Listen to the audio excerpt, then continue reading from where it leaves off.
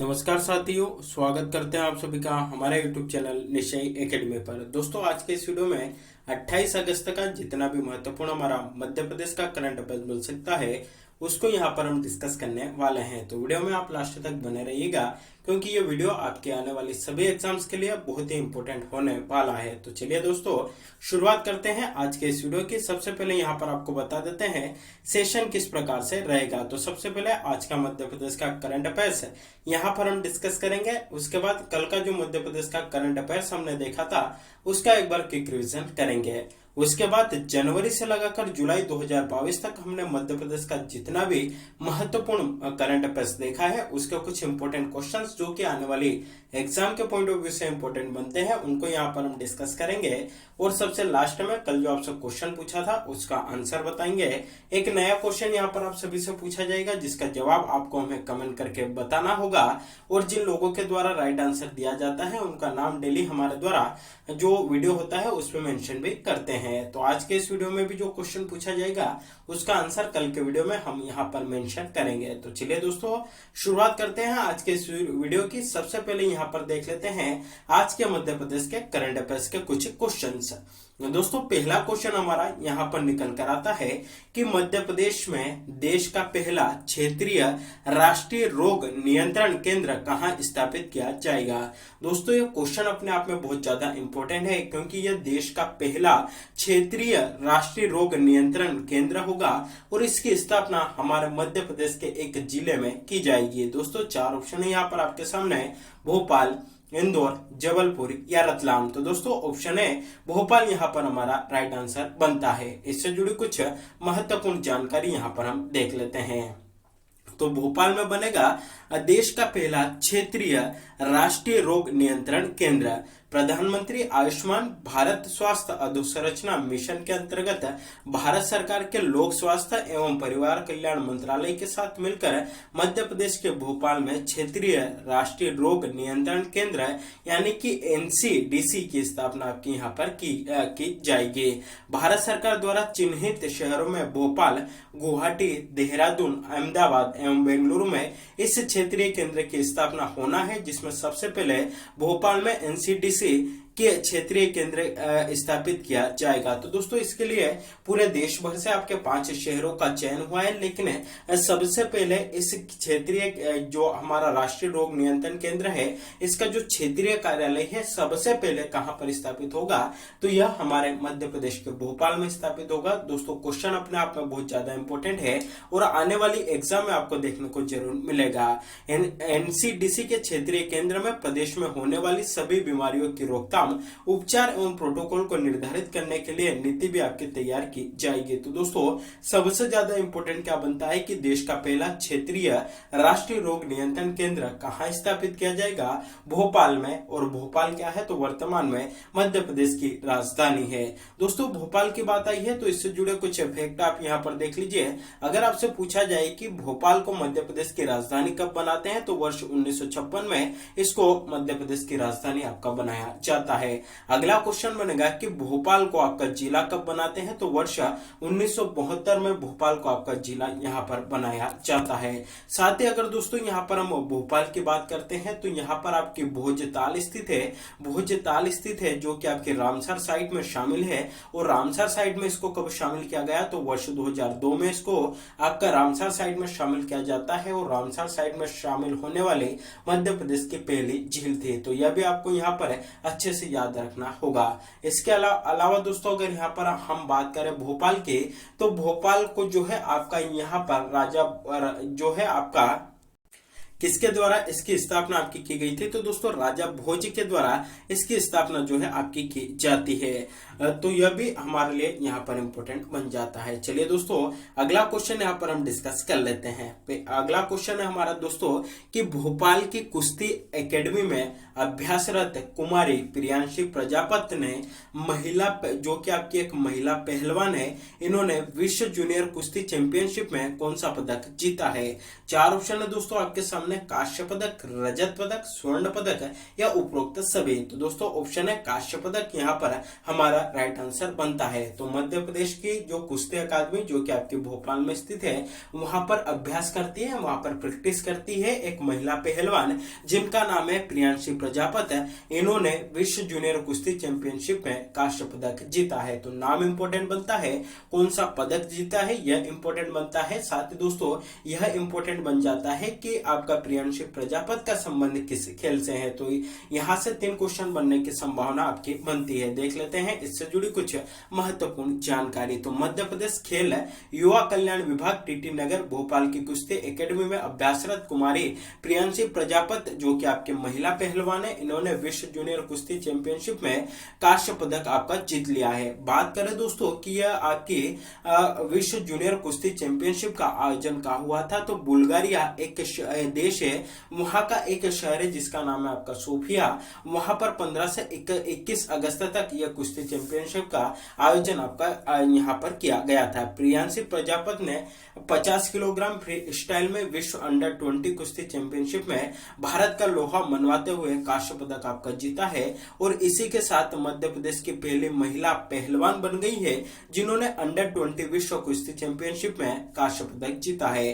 प्रियांशी ने 50 किलोग्राम में जापान की महिला पहलवान से सेमीफाइनल मुकाबला हारने की बाधा को पार करते हुए कांस्य पदक आपका यहाँ पर जीता है। तो अपने आप में एक बड़ी उपलब्धि हमारे मध्य प्रदेश की खिलाड़ी की यहाँ पर रही है। तो यह क्वेश्चन इंपोर्टेंट बन जाता है। दोस्तों क्या क्वेश्चन बनेगा, कौन सा पदक जीता है, कांस्य पदक जीता है, कहाँ जीता है, तो अंडर 20 जो वर्ल्ड कप हुआ था आपका कुश्ती का, वहां पर इन्होंने कांस्य पदक जीता है। ये जो आपका वर्ल्ड कप हुआ था कहां पर हुआ था, तो बुल्गारिया के सोफिया शहर में हुआ था। तो यह हमारे लिए इंपोर्टेंट बन जाता है। चलिए दोस्तों अगला क्वेश्चन यहाँ पर हम देख लेते हैं कि मध्य प्रदेश के किस संस्थान ने रेनेसा स्कूल ऑफ बिजनेस यानी कि RSB फ्रांस के साथ समझौता पत्र पर हस्ताक्षर किए हैं। दोस्तों 4 ऑप्शन है यहाँ पर आपके सामने, IIM Indore, IIT Indore, RGPV Bhopal या DAVV इंदौर। तो दोस्तों राइट आंसर आपका बनता है ऑप्शन है IIM इंदौर के द्वारा या IIM इंदौर जो कि मध्य प्रदेश का एक संस्थान है, इसके द्वारा रेनेसा स्कूल ऑफ बिजनेस यानी कि RSB फ्रांस के साथ एक समझौते पत्र पर हस्ताक्षर किए गए हैं। देख लेते हैं इससे जुड़ी कुछ महत्वपूर्ण जानकारी।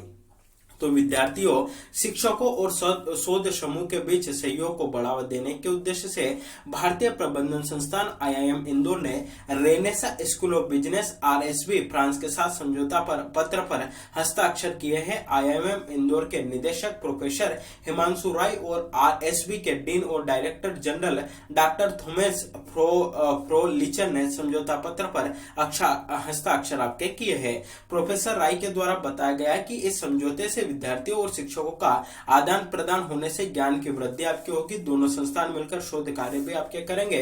दोनों संस्थान संयुक्त रूप से पाठ्यक्रमों की पेशकश करने, व्याख्यान, सम्मेलन, संगोष्ठी और अन्य गतिविधियों का संचालन करेंगे। तो कहीं ना कहीं जो हमारे द्वारा जो नॉलेज है, हमारे पास जो नॉलेज है उसको एक्सचेंज करने के लिए, उसका आदान प्रदान करने के लिए यह समझौता आपका साइन किया गया। तो किन्हीं 2 इंस्टीट्यूट के बीच यह आपका यहाँ पर समझौता हुआ है। तो रेनेसा स्कूल ऑफ बिजनेस जो कि आपका फ्रांस में स्थित है और IIM इंदौर, इन दोनों के बीच यह समझौता आपका यहाँ पर हस्ताक्षर हुए हैं। तो यह क्वेश्चन बहुत ही इंपॉर्टेंट यहाँ पर बन जाता है।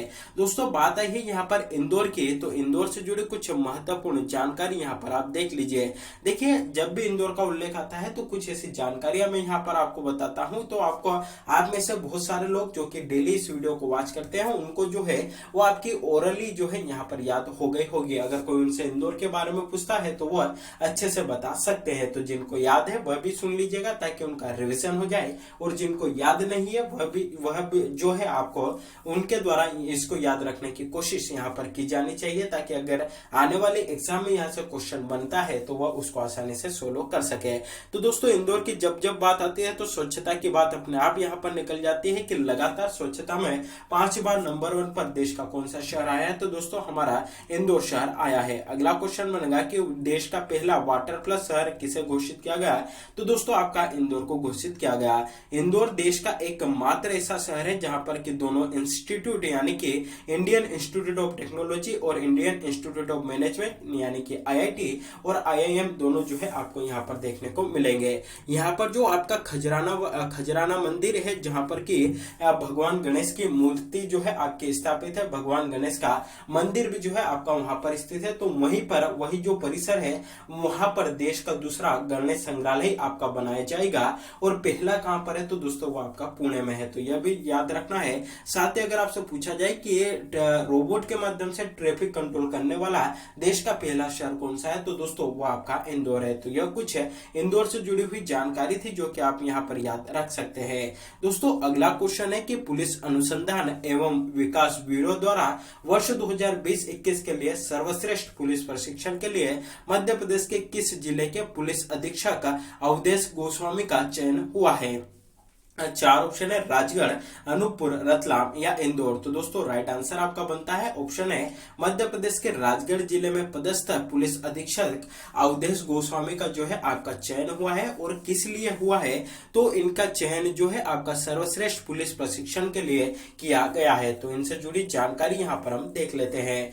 तो गृह मंत्री अमित शाह के हाथों सम्मानित होंगे राजगढ़ के SP जिनका नाम है आपका अवधेश गोस्वामी। भारत सरकार के गृह मंत्रालय के अधीन पुलिस अनुसंधान एवं विकास ब्यूरो जिसे हिंदी में प्रशिक्षण निदेशालय आपका बोला जाता है, आगामी 28 अगस्त को यानी कि आज के दिन अपना 52वां स्थापना दिवस मनाने जा रहा है। इस मौके पर निदेशालय द्वारा वर्ष 2020-21 के लिए सर्वश्रेष्ठ पुलिस प्रशिक्षण के लिए देश के 6 IPS अधिकारियों का चयन आपका किया गया है, जिसमें हमारे राजगढ़ जिले के पुलिस अधीक्षक भी शामिल है जिनका नाम है आपका अवधेश गोस्वामी। तो इनका नाम हमारे लिए यहाँ पर बहुत ज्यादा इंपॉर्टेंट बन जाता है। दोस्तों राजगढ़ जिले की बात आई है तो जब जब राजगढ़ जिले की बात आती है एक बात आपको यहाँ पर याद रखनी होगी। दोस्तों अगर आपसे पूछा जाए कि यह जो है आपका जिला स्तरीय मानव विकास रिपोर्ट जारी करने वाला देश का पहला जिला आपका कौन सा है? तो दोस्तों वो आपका राजगढ़ जिला है। और मानव विकास रिपोर्ट राज्य स्तरीय जारी करने वाला देश का पहला राज्य कौन सा है? तो दोस्तों वह हमारा मध्य प्रदेश है। साथ ही दोस्तों अगर आपसे पूछा जाए कि मोहनपुरा सिंचाई परियोजना आपकी किस जिले में स्थित है? तो दोस्तों वो आपके राजगढ़ जिले में स्थित है। और किस नदी पर निर्मित है? तो वो आपकी नेवेज नदी पर निर्मित है। तो इसको भी आपको यहाँ पर याद रखना होगा। चलिए दोस्तों अब कल के करंट अफेयर्स का एक बार हम यहाँ पर क्विक रिवीजन कर लेते हैं। पहला क्वेश्चन था कि मध्य प्रदेश के किस प्रसिद्ध पर्यटन स्थल को बेस्ट हेरिटेज डेस्टिनेशन के लिए आउटलुक ट्रेवलर जूरी पुरस्कार से सम्मानित किया गया है? तो राइट आंसर बनता है हमारे धार जिले के मांडू को। तो ऑप्शन है यहाँ पर हमारा राइट आंसर बन जाता है। अगला क्वेश्चन देखा था दोस्तों कि मध्य प्रदेश के कितने शिक्षक राष्ट्रीय शिक्षक पुरस्कार के लिए चयनित हुए हैं? तो राइट आंसर आपका बनता है मध्य प्रदेश के 2 शिक्षकों का इसके लिए आपका चयन किया गया है। कौन कौन शिक्षक थे? तो एक थे आपके नीरज सक्सेना जो कि आपके रायसेन जिले से बिलोंग करते हैं। दूसरे थे ओम प्रकाश पाटीदार जो कि मध्य प्रदेश के शाजापुर जिले से बिलोंग करते हैं। तो इन दोनों का नाम इंपॉर्टेंट यहाँ पर बन जाता है। अगला क्वेश्चन देखा था कि सीएम हेल्पलाइन 181 के शिकायतों के निराकरण के मामले में कौन सा जिला देश भर में मध्य प्रदेश में प्रथम स्थान पर है? तो राइट आंसर आपका बनता है हमारे मध्य प्रदेश का छिंदवाड़ा जिला। तो ऑप्शन है यहाँ पर राइट आंसर बन जाता है।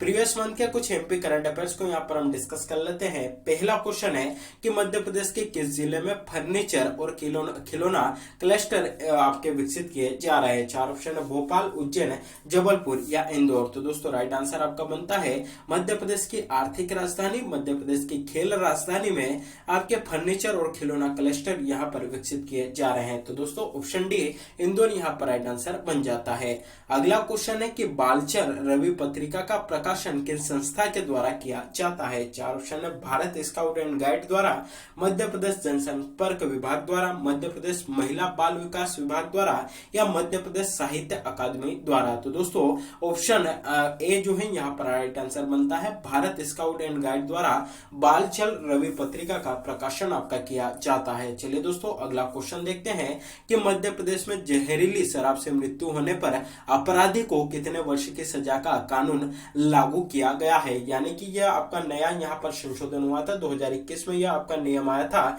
इसमें अगर जहरीली शराब से अगर किसी व्यक्ति की मौत होती है तो जो अपराधी है उस पर जो है आपके क्या क्या उस जो आपका कानून आया था उसके अंतर्गत कितनी सजा का प्रावधान किया गया था? तो मृत्युदंड का भी प्रावधान वहां पर देखने को मिलेगा, आजीवन कारावास का भी वहां पर प्रावधान किया गया और 20 लाख जुर्माने का प्रावधान भी आपका किया गया। यानी कि उपरोक्त सभी जो है सजा आपके इस कानून के द्वारा जो है अपराधी को दी जाएगी। तो ऑप्शन डी उपरोक्त सभी राइट आंसर बनता है। दोस्तों अगला क्वेश्चन है कि मध्य प्रदेश में जनजातीय गौरव दिवस किस दिन मनाया गया? चार ऑप्शन है 9 नवंबर, 15 नवंबर, 14 अगस्त या फिर 16 अगस्त। तो दोस्तों ऑप्शन बी 15 नवंबर यहाँ पर जो है हमारा राइट आंसर बन जाता है। 15 नवंबर को जनजातीय गौरव दिवस मनाया गया और मध्य प्रदेश राज्य सरकार के द्वारा यह घोषणा की गई थी कि प्रति वर्ष अब 15 नवंबर को आपका जनजातीय गौरव दिवस मनाया जाएगा।